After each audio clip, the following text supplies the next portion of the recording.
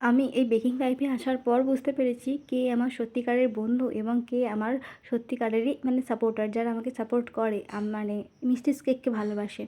আমি হচ্ছে মানে দেখেছি আত্মীয়-স্বজন আর কাছের বন্ধুরা কোনোদিনই তোমাকে সাপোর্ট করবে না। আর যদিও বা করে সেটা তোমার ভাগ্যের উপর ডিপেন্ড করছে। আর কারা আমাকে সাপোর্ট করবেন জানেন? যারা দূরের, যারা এমন কেউ যাদের সাথে আমার কোনো স্বার্থই নেই, তারা এসে আমাকে কিন্তু সাহায্য করবে।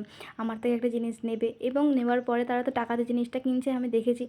প্রত্যেকে জিনিসটা খায় এবং খাওয়ার পর আমাকে এত আশীর্বাদ করে, এত ভালোবাসা দেয়, সত্যি বলছি এটা আমার কাছে অনেক বড় পাওয়া। আমার জীবনে এর চেয়ে বড় পাওয়া জানি না আর কী হবে, কিন্তু এটা আমার কাছে একটা পাওয়ার মতো।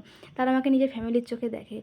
একটা ওই কথায় আছে না, আপনের চেয়ে পর ভালো, আমি তাই মনে করি। হয়তো অনেকেই ভাবছে যে আমি এত বড় কথাটা বলতে পারলাম। আপনারাও একটা কিছু শুরু করুন, আপনারাও নিজেদের আত্মীয়-স্বজনের রূপ দেখতে পাবেন। তারা কোনোদিনই আপনাকে সাপোর্ট করবে না, বরং আপনার সামনে আপনাকে আরও ডিমোটিভেট করবে। আপনার সামনেই দাঁড়িয়ে হয়তো অন্য কোথাও থেকে জিনিস নিয়ে সেলিব্রেট করবে, কিন্তু আপনার থেকে কোনো দিনই নেবে না। এই কথাগুলো আমি কিছুই ভুল বলিনি। পারলে নিজের জীবনের সঙ্গে রিয়ালাইজ করে দেখবেন, ঠিক বুঝতে পারবেন। এর বাইরেও সত্যি কথা বলতে ভগবান আমাকে আরেকটা সুন্দর ফ্যামিলি দিয়েছে। তাদের কাছে আমি কৃতজ্ঞ, তারা আমাকে এত ভালোবাসে। সবাই এভাবে পাশে থাকবে আশা করছি ভবিষ্যতেও। তো আজকের মতো এটুকুই। তো বাই।